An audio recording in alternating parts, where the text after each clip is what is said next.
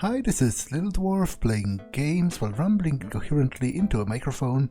Why? Well, just because I can, and I continue with Gabriel Knight's Sins of the Father, Blind.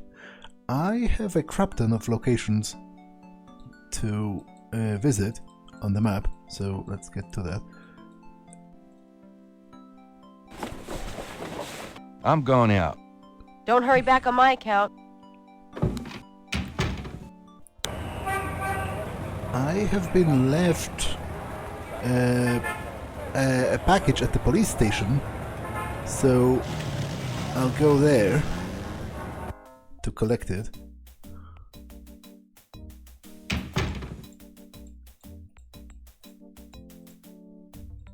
It's an antique umbrella stand. Nice coat rack. The official seal of the New Orleans Police Department highlights the tile floor. Gabriel is standing in the lobby of his friend Mosley's precinct. It smells like a cross between a hospital and brewery. A swinging door connects the lobby and office areas. A counter separates the front lobby from an office area. There's a photocopy machine in the office area. There's a temperature gauge on the wall near Mosley's office. It's in a locked cage. They must be concerned about the budget. Mosley's office door is unassuming, unlike Mosley himself. She's not bad. A uniformed officer of the New Orleans Police Department. She's not bad. The desk sergeant looked like a poster boy for heart disease. 30 extra pounds between his armpits and his belt, and a complexion of consistency of gray oatmeal. In other words, a typical product of good Southern cooking. Okay, so at least the narrator isn't just throwing sass at the protagonist. It seems that's how she generally rolls.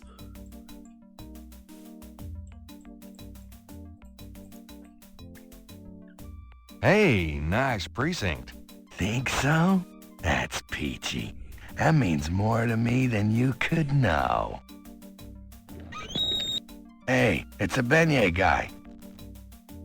Great, I'm starved.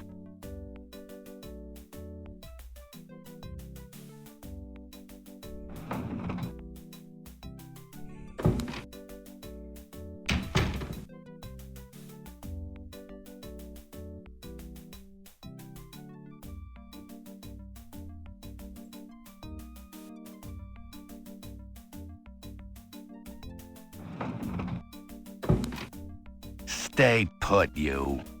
Hey, grab me 3, would ya? Sure.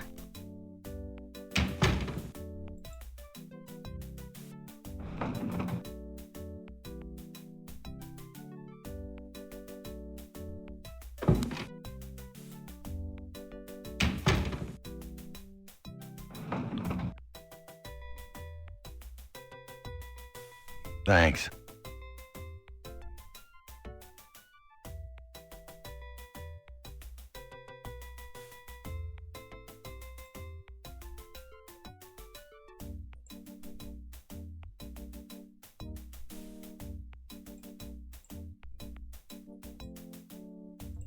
Kinda quiet in here today. Yeah, summer's like that. It's too muggy to mug, too hot to heft. How clever. It's a gift. So, what's new around the old police station? Well, we're now allowed to shoot chatty pedestrians on sight. That sounds convenient. I like it. Got a second, officer? What can I do you for?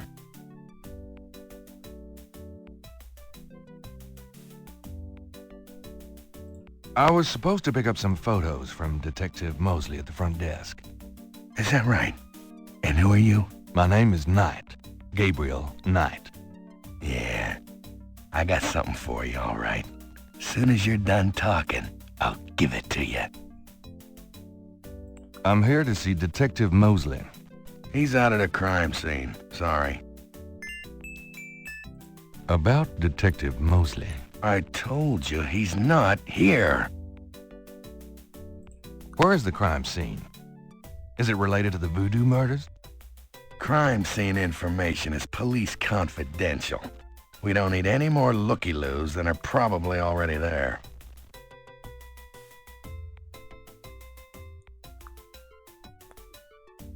Tell me about yourself. Who, me?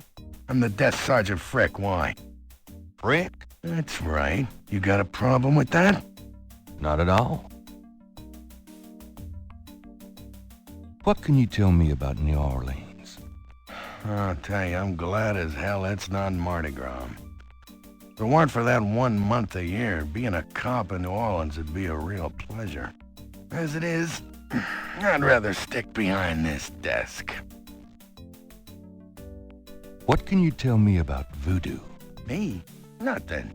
I'm a Catholic boy. What can you tell me about voodoo? I told you, I ain't got nothing to say about voodoo. What can you tell me about St. John's Eve? Bunch of crazies out there on St. John's Eve, that's what. We're busy all night. Really? What kind of crazies? Your usual howl at the mooners, I guess. They don't look no weirder than them that comes in during Mardi Gras. Never can tell, though. What can you tell me about St. John's Eve?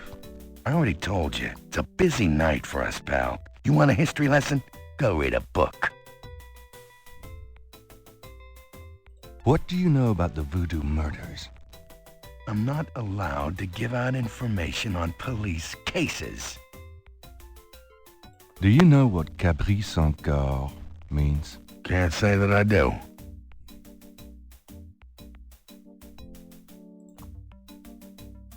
Here's that envelope for you, Gabriel Knight. Thanks. I probably shouldn't be looking at it in the police station, so I'll just go somewhere else.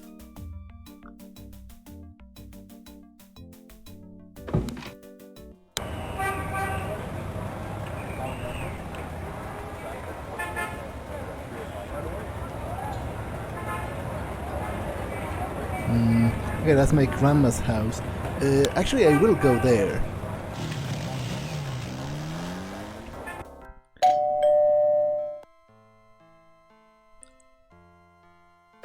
Gabriel, I'm so glad you stopped by. Sorry it's been a while, Grandma. Not at all. Give us a kiss. Now come and sit down. Tell me how you're doing.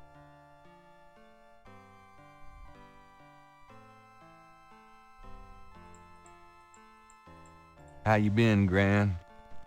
Just fine, dear. I'm sorry I bothered you at work, but I was hoping you'd get a chance to go through your father's things in the attic. Don't be silly. You can call me anytime. You're looking well, Gran. Thanks, dear. You're looking well, Gran. Thanks, dear. Can we talk, Gran? Of course, my boy. How can I help?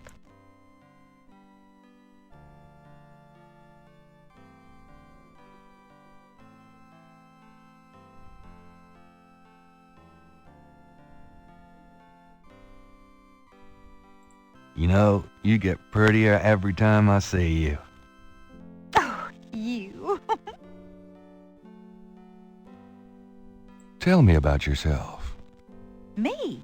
Oh, surely you have something more interesting to talk about. Oh, come on, Gran. All right, dear. What do you want to hear?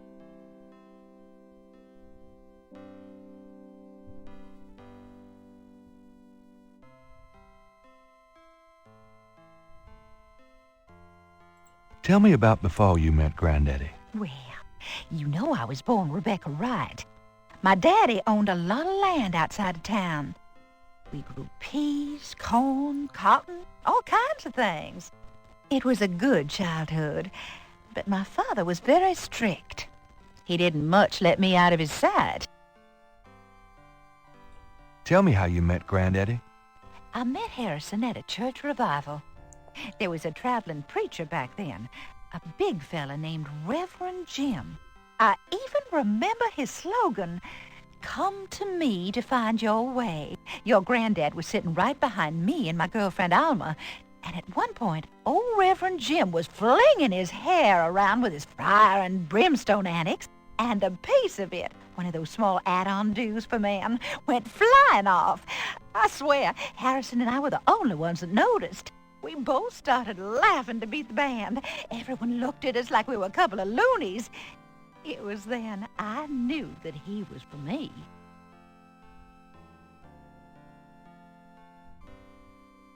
How you feeling these days? Fit as a fiddle, and don't you worry your head about it.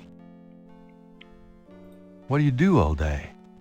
You know how I love to knit and work in my garden? I also take long walks.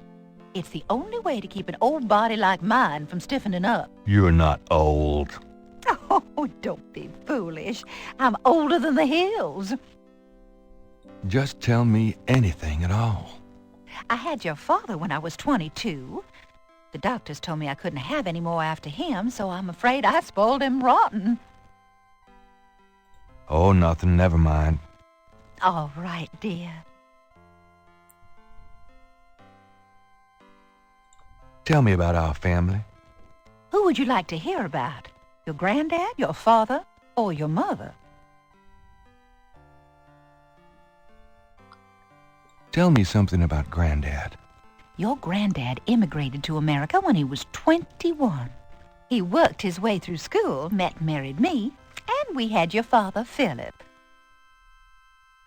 Tell me about my father. Your father was my only child. How we adored him. Philip suffered from terrible nightmares, just like your granddad did. They were 2 peas in a pod. Grace mentioned that I have nightmares as well? So, is this like some sort of a curse situation? Because I also can't fail to notice that the game is called Gabriel Knight, Sins of the Father. So, you know, did my father do something wrong? Although I guess if it's my bloodline's fault, it must have started with my grandfather because he had those as well. Tell me about my mother. Your mother was Margaret Templeton when your father met her. She came from a very wealthy Creole family in New Orleans. She was beautiful and reckless. She was madly in love with your father, of course, but I also think she liked defying her family. Since you're so interested in family history these days, why don't you go by St. Louis Cemetery No. 1 and visit the family tomb? It would be a sweet gesture. Maybe I will. Yeah, maybe I will indeed. Do you have any idea what Cabri sans cœur means? Something without something, I think. My French is so rusty. I swear my mind is going. It's okay, thanks. Yeah, I know the without part myself. Because that's straight up from Latin. So, you know, thanks for nothing, Grandma, I guess. What can you tell me about St. John's Eve? St. John's Eve? I remember when I was a girl, we always had a St. John's Eve Mass. The Mass was said at midnight, and we held candles. One time on the way home, we were waylaid by a large group of drunken revelers. They didn't hurt us, but I was frightened. My father was furious. We never went to St. John's Eve Mass after that. What can you tell me about New Orleans? New Orleans is very southern. Of course, though, not as much as it used to be when I was a girl.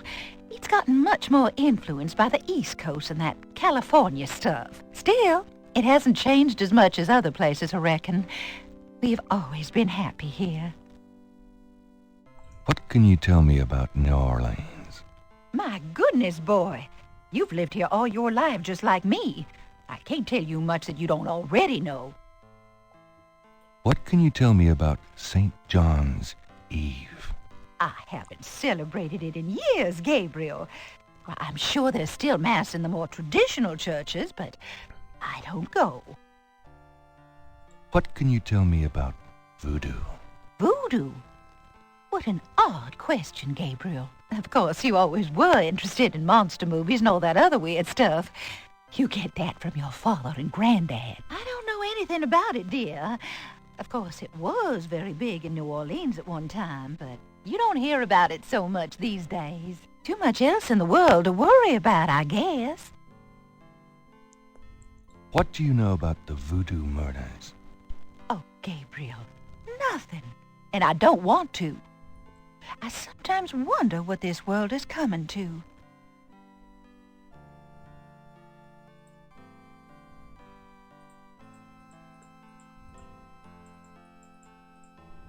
That's my gran, adorable as always. You're such a tease. Granny likes soft lighting. Granny likes soft lighting. On the wall are portraits of Gran and Gramps when they were young.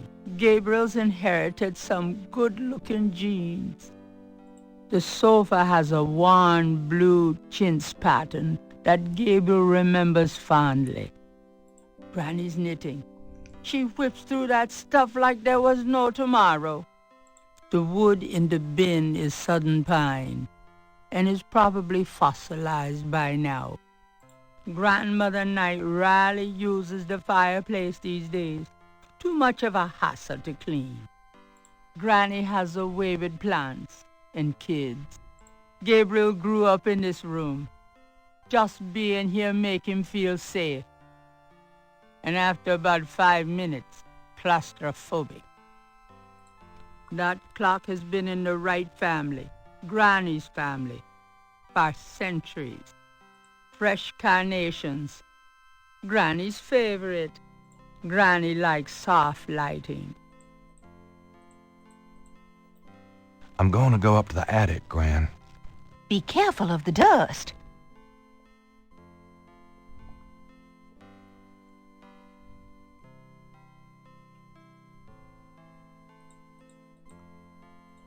These old picture frames have been up here for years. That must have been the year Granddaddy caught Santa on the roof. It's an old, dusty bicycle tire. Grandma's attic is a storehouse of forgotten treasures and useless junk. There's a sketchbook on the chair that Gabriel vaguely remembers as his father's. That box of knickknacks has been up there for at least 5 years. A skylight lets welcome sunlight into the attic. The brass bed frame is from God knows where.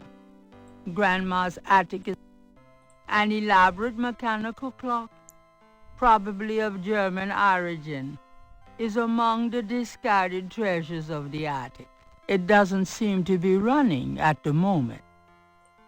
It's an old metal tub full of dust and cobwebs. It's a lady's hat from the 1920s. From Gran's Virginia Woolf period. Gabriel has seen these ornaments every year at Christmas for as long as he can remember.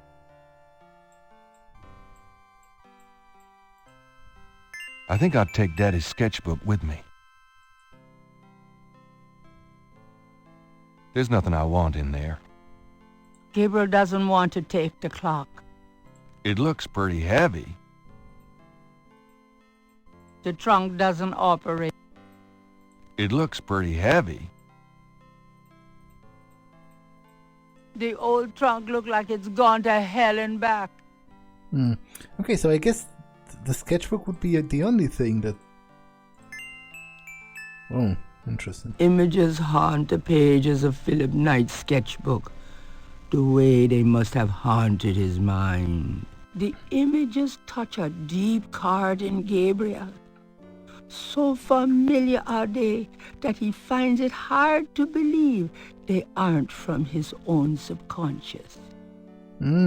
So we're dreaming of similar things. Images haunt the page As well. That's definitely kind of significant, right? Although that could be explained by, if he ever told me, or my father, and then my father told me, I could be influenced by that. The envelope has Gabriel's name written on it, misspelled. How do you misspell Gabriel? The envelope from Mosley is a plain manila one. It feels pretty light.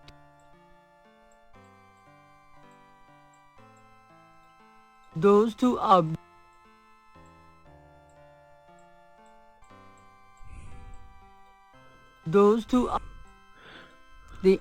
How do I open it?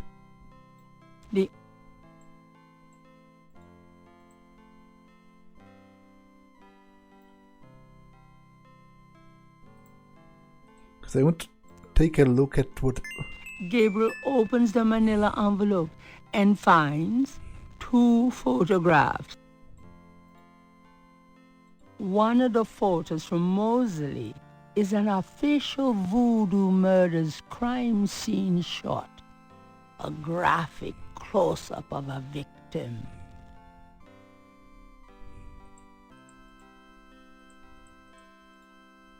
The photograph of Mosley was apparently taken upon his graduation from the police academy. He had hair then.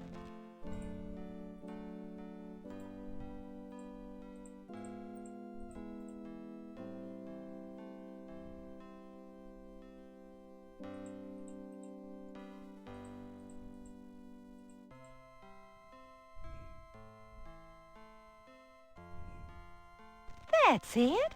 Take a load off, hon. Is there anything you need? Me? Oh, no. I'm just fine, Gabriel. I have more than enough of everything. Can we talk, Gran? Of course, my boy. How can I help?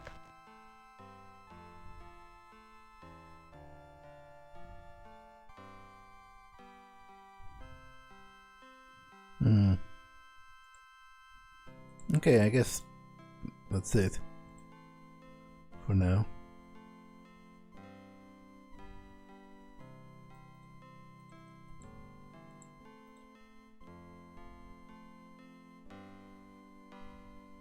Well, Gran, I better get going.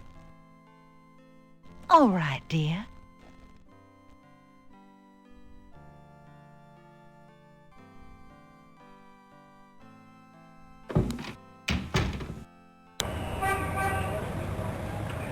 I'll go to the museum. Hi. Look around all you want. Okay, thanks. Reminds me of a book critic for the New York Times. He's got more hair than Mosley. Flickering candles lend an appropriately spooky atmosphere to the museum. An official voodoo wish and stump. Rub it and make a wish, a card says. Funny, I say the same thing to women. The historical voodoo museum is brimming with items authentic and original. The back wall displays various voodoo items, such as an anatomically correct voodoo doll with pins strategically placed. Now, why does that remind me of Grace? Gabriel doesn't recognize the museum's flags. A striking portrait of a turbaned woman is on the back wall. Gabriel wonders who she might be. Large, elaborate drums occupy a corner of the museum. A beaded gourd is on display. A very large, very formidable-looking snake is secured in a plexiglass cage. A counter at the back displays brochures and a donation basket. A counter...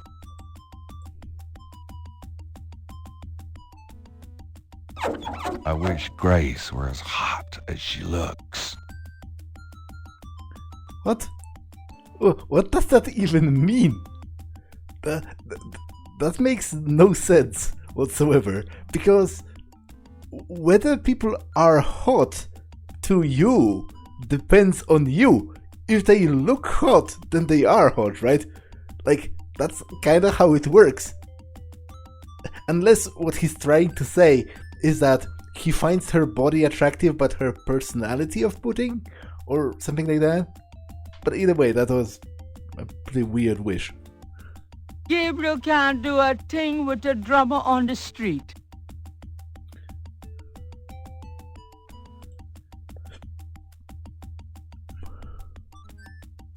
So, how's the museum business? I don't know. I don't normally work here. So, how's the museum business? I don't know. Could I ask you a few questions? I wouldn't be much help. You should talk to Dr. John, the owner. He'll be back tomorrow. I see. Thank you. Gabriel can't do a thing with a drummer on the street. She looks thrilled to be here. Damn. I've always wanted a skeleton with a bowl on its head. A street drummer has settled outside the museum.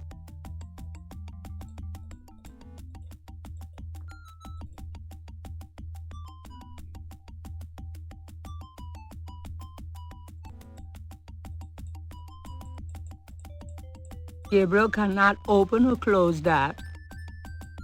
Why not? I want to leave. I'll be gone now, thanks. So long.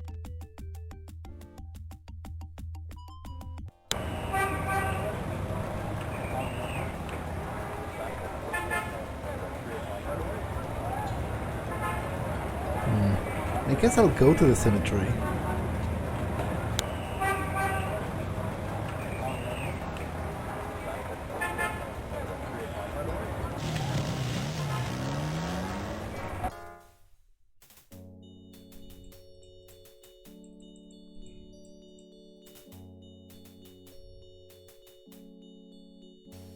The marks are reddish in color and reminds Gabriel of crosses.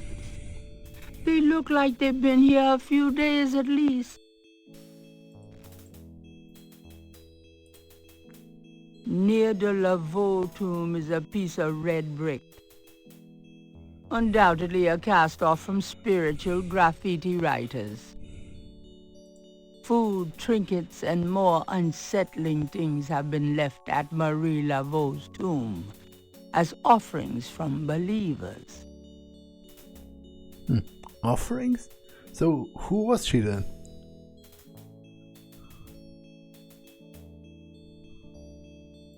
Food, trinkets, and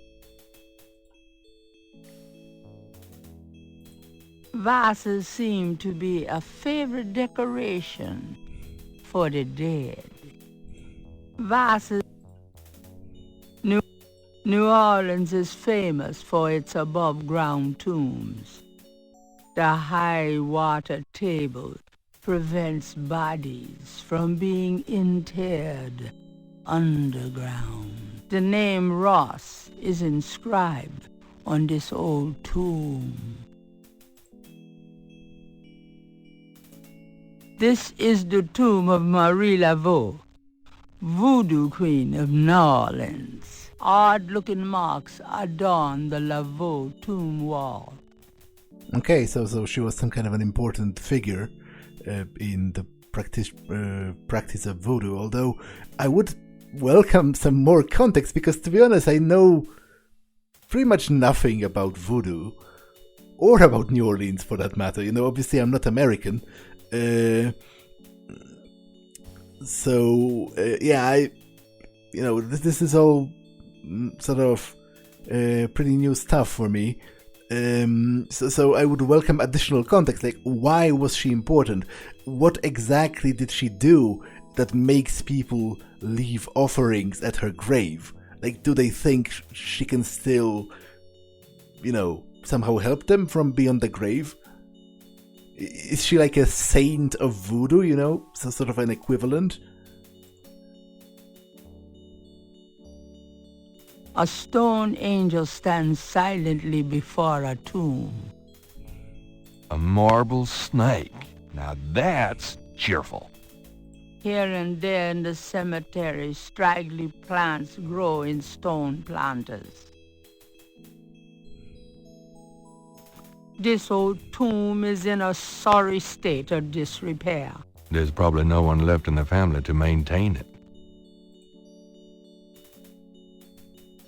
It's an imposing marble tomb from the last century. Gabriel can barely make out the name. Hamilton. An angel with a cross stands guard over one of the tombs. New Orleans is famous for its... But where's my family tomb? This tomb almost looks like a little house. But I wouldn't want to live there. New Orleans, the name Ross is inscribed on this old tomb. New Orleans.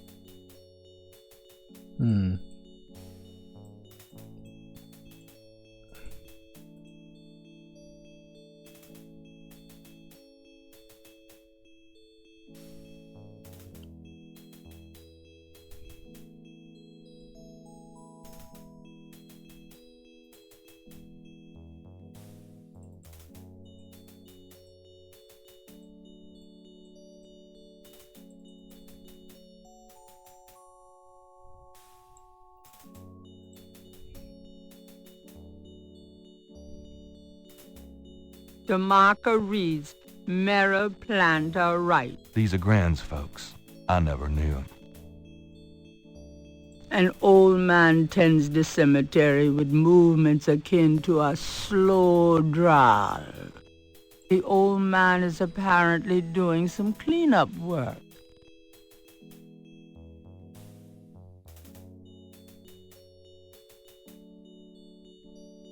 A grinning grotesquerie tops one section of the cemetery fence. Saint Louis Cemetery, number 1, is one of the most historic and beautiful places in the French Quarter. Vases seemed... A wrought iron fence surrounds this tomb. I hope that's to keep people out. Vases. There's nothing on the tomb to operate. The tomb is securely shut.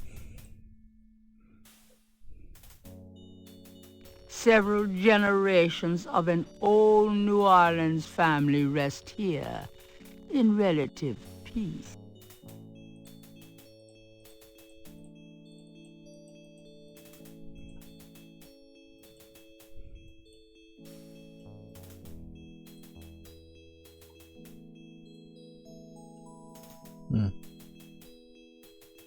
Okay, so I don't really know what to do here.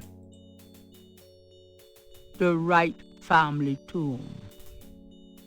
Several of Gabriel and Grand's family members are laid to rest here.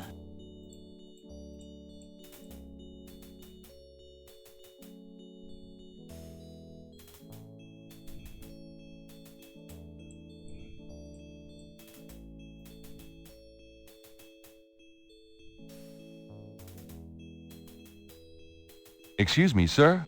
You got something to say, son? Mind if I pick your brain a minute? Go ahead. These folks ain't in no hurry. Tell me something about St. Louis Cemetery, number 1. You know why the dead are buried in tombs and not in the ground, don't you? The water table's too high. Them coffins would float right out of their graves. Them dead would go floating right down into the quarter. 'Cause if it were Mardi Gras, nobody'd even notice. Tell me something about St. Louis Cemetery. It's a historical place. People buried in here from the Civil War and back further, too. Take a look around, you'll see. Tell me something about St. Louis Cemetery. Just look around. You get the feel of the place. Tell me about yourself. My name is Toussaint Gervais. I'm the watchman here at St. Louis number 1. What exactly do you do here? Oh, I keep the place tidy, but a big part of my job, too, is looking out for the grievers, you know. People come to pay their respects, and they need looking out for. Sometimes they so grief-bound they don't know what they doing. Tell me about yourself. That's about all there is to say. Do you have any idea what Caprice sans cœur means? No, can't say that I do. What's the significance of St. John's Eve? Why, St. John the Baptist is the patron saint of voodoo. Sometimes we get some weird goings-on in that cemetery on that night. More often a few nights before. People taking grave dirt, bones, and more. That's pretty disgusting. Yep. Don't know what they do with them, but it can't be pretty. What else can you tell me about St. John's Eve? I told you all I know about that. What can you tell me about New Orleans? Seems like everybody want to visit New Orleans at least once in their lives, and they love the cemetery tour. I see tourists in here every day of the year. What can you tell me about voodoo? They say it was part of an old religion from Africa, brought here by slaves. What can you tell me about voodoo? I don't really care to talk about it. I don't do it none myself. What do you know about the voodoo murders? Ain't it just awful, them finding those bodies with voodoo things around them? I don't think there's any real voodoo going on. Somebody's trying to cover their tracks is all. What do you know about the voodoo murders? I told you all I know about that.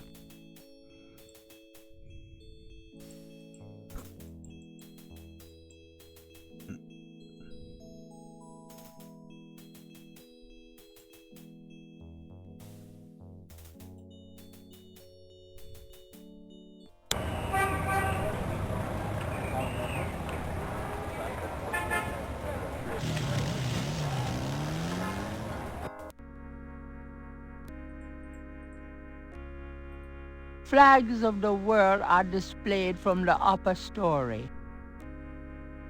A promotion of the universal harmony, no doubt. St. Louis Cathedral has a beautiful chapel, warm with tones of gold and cream and rich with delicate frescoes and meticulously carved wood. The chancel of St. Louis Cathedral consists of a raised dais, an altar, 2 pedestals, and a choir area. The At least the cherubs are an aesthetic way of asking for donations. Rows of pews line each side of the nave's aisle. Curtain confessionals are a subtle, old-fashioned presence on the left of the nave. There's an inconspicuous door near the chancel.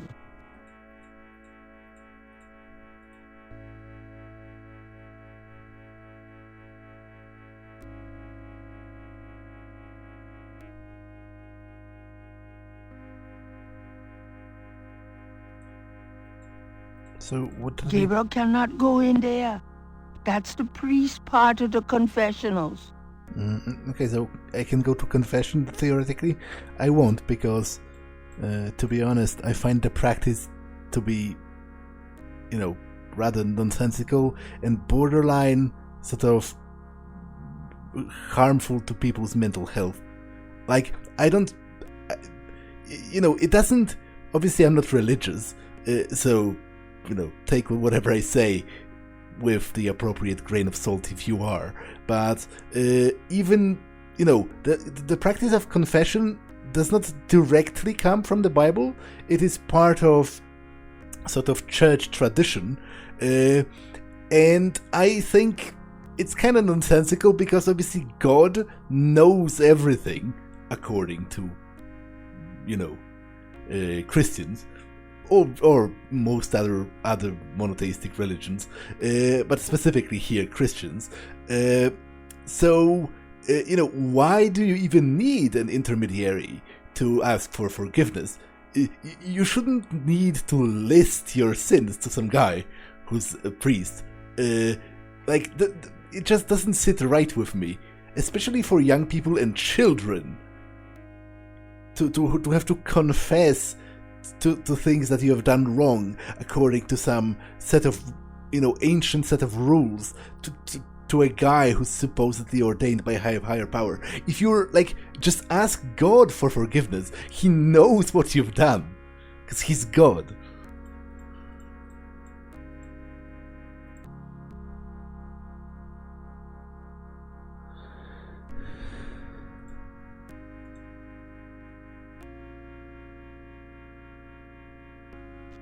I love my hair.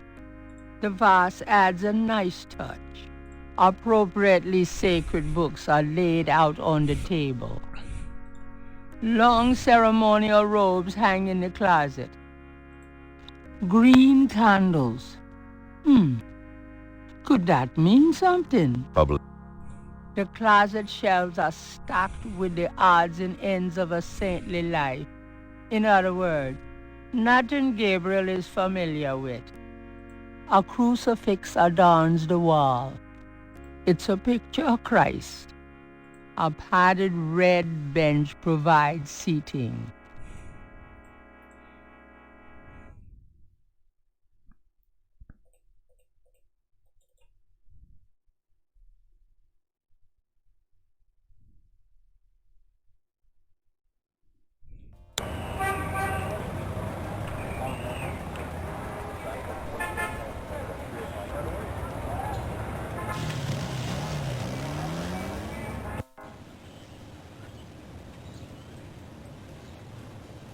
Four pairs of binoculars are rigorously mounted on the cement floor. The presbytery. This building was begun by the Spaniards in 1795 after a fire in Jackson Square. It was intended for monks, but now it houses historical exhibits. The Pontalba buildings are historical landmarks, built in 1849 and 1850 as residential apartments. St. Louis Cathedral. The original church on this site was built in 1724 and was named for Louis IX of France. That church burnt in the Great Fire of 1788. The present church dates from 1851. Gabriel is standing on the balcony of a building across the street from Jackson Square. On the balcony are 4 mounted binoculars.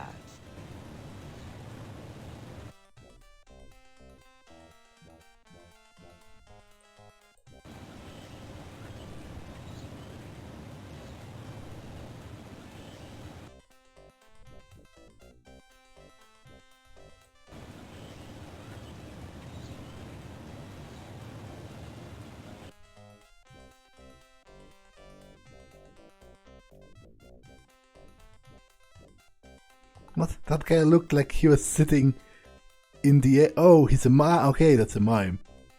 That makes sense, I guess.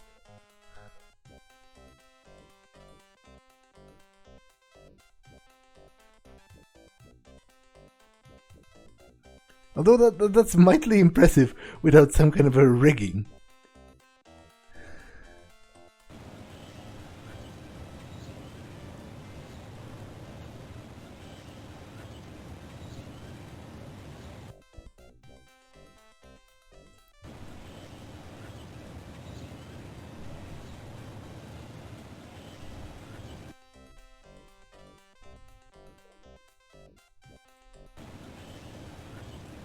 Okay, but this episode has been long enough, so I'm going to save and end it for now. That's all for this one, and I will see you in the next one. Bye!